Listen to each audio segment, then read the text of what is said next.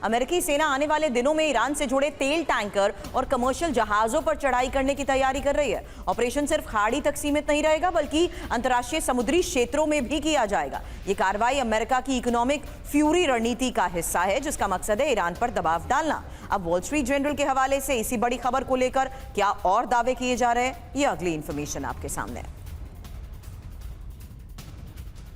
यानी साफ है कि समंदर से अमेरिका का जंगी ऐलान हो चुका है, जहां अमेरिका ईरान से जुड़े जहाजों पर चढ़ाई करने की तैयारी कर रहा है और अमेरिका उन जहाजों को टारगेट करेगा जो ईरानी तेल ले जा रहे हैं। जो जहाज नियम तोड़कर तेल ले जाते हैं उन्हें पकड़ा जाएगा।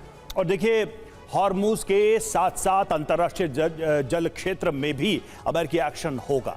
अमेरिकी एक्शन का रिजल्ट क्या होगा, इसका परिणाम क्या होगा? अमेरिका के एक्शन पर ईरान भड़क सकता है। हॉर्मुज में यूरोप के जहाजों पर हमला संभव है। धरपकड़ के दौरान दोनों देशों की नेवी में टकराव संभव है। वॉल स्ट्रीट जर्नल के हवाले से ये जानकारी सामने आ रही है। मनीष, एक्सपर्ट्स की बात हमने सुनी, जिनका यह कहना है कि युद्ध ज्यादा लंबा नहीं चलेगा, क्योंकि दोनों युद्ध करना ही नहीं चाहते, लेकिन तैयारी और संकेत तो कुछ अलग ही हैं। ऐसा कैसे मुमकिन है? दोनों अगले फेज ऑफ ऑपरेशन को लेकर, अपने टारगेट्स को लेकर बाकायदा चेतावनियां दे चुके हैं। ऐसे में इस पूरे सिनेरियो में आपको लगता है डायलॉग और डिप्लोमेसी का कोई स्कोप बचा है? देखिए, राष्ट्रपति ट्रंप से जब ये बात पूछा गया तो उन्होंने कहा कि हमने लंबे समय तक अफगानिस्तान में युद्ध किया है, इराक में युद्ध किया है या वियतनाम में युद्ध किया है, तो ऐसा नहीं है कि यहाँ पर लंबे समय तक हम ब्लॉकेट नहीं कर सकते हैं या लंबी लड़ाई नहीं लड़ सकते हैं। बिल्कुल सही बात है कि अमेरिका यहाँ पर लंबे समय तक युद्ध लड़ सकता है अगर जरूरत पड़ी तो। बाकी बात यह है कि अगर कोई भी ये सोचता है कि 40 दिन की लड़ाई में ही सब कुछ तय हो जाए, तो मुझे लगता है कि ये थोड़ी ज्यादती है। ये कोई एंटी टेररिस्ट ऑपरेशन नहीं है, ये एक युद्ध है।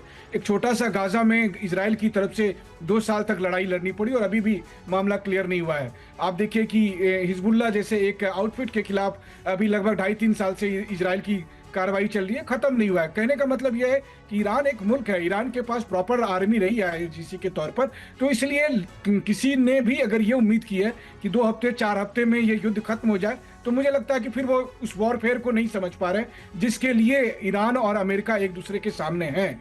अब रही बात कि इस वक्त किस बात की तैयारी है, तो देखिए ईरान को भी पता है कि अमेरिका किसी न किसी बहाने उससे लड़ने आएगा और इसीलिए ईरान अपनी तैयारी में कमी नहीं रखना चाहता है।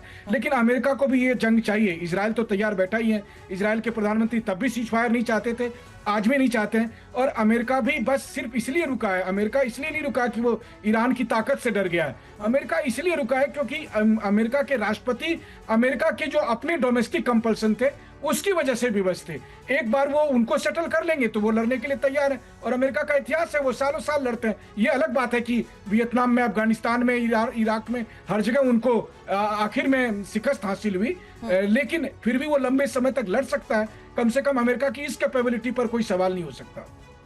बिल्कुल, और इतना तो हमने देखा ही है मनीष। अगर पुरानी लड़ाई को भी देखे सुरभि, तो अमेरिका इन इलाकों में भले ही लंबी लड़ाई लड़े, भले ही बाद में उसको लौटना पड़े, लेकिन जहां जहां जगह उसने छोड़ी है वो इलाके हमेशा के लिए बहुत पिछड़ गए हैं, बहुत पीछे चले गए, या फिर अमेरिकी नियंत्रण में ही रहे हैं। और देखिए, खबर यह भी सामने आ रही है कि फ्रांस के राष्ट्रपति मैक्रों का बयान आया है, लेबनान की मदद करेगा फ्रांस। लेबनान को फ्रांस की मदद से दूसरे फ्रंट खोलेंगे। अमेरिका और इजराइल के विरोध में आ सकता है नेटो।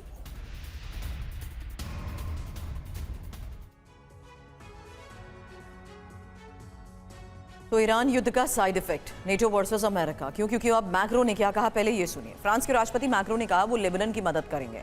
फ्रांस लेबनान में अपनी सैन्य मौजूदगी भी बनाए रखेगा। फ्रांस लेबनान को 70 टन सहायता सामग्री भी भेजेगा।